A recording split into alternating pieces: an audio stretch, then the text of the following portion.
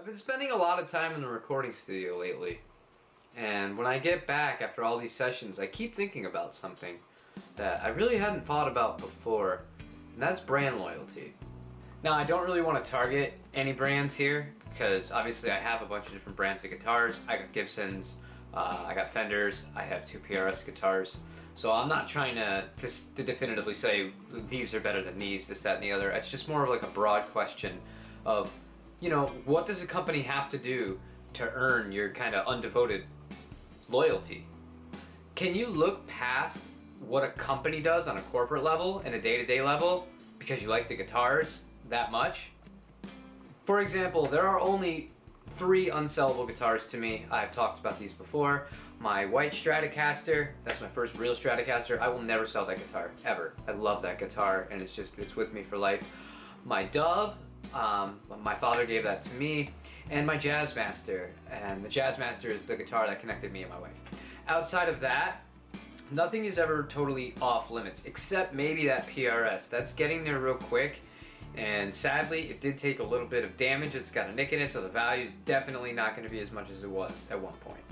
Now, all that being said, those guitars all have their strengths, and they're all really good guitars in their own right. However, I wouldn't say I'm loyal to the companies that make them anymore. For the longest time, I was obsessed with Fender. I would only play Fender guitars. I don't know why that was. It was just kind of a thing, like the machine worked on me so well that I naturally gravitated toward Fenders. Oh, well, I'll try a Fender version of this. I want a humbucker sound, I'll get a deluxe Telecaster that has, you know, the 2 humbuckers in it, or this, that, and the other. And I'm not sure why that was. Maybe it's because that was what I grew up playing in a band with. The guitarist, when I was a drummer, played Fender Stratocaster. So my first guitar, Fender Stratocaster.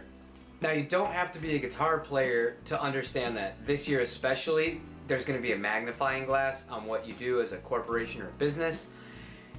And unfortunately, some of the really big brands have kind of missed the mark, and you could even argue shown kind of their true colors, although, you know, they're big corporate businesses. Obviously, their end goal is to take your money.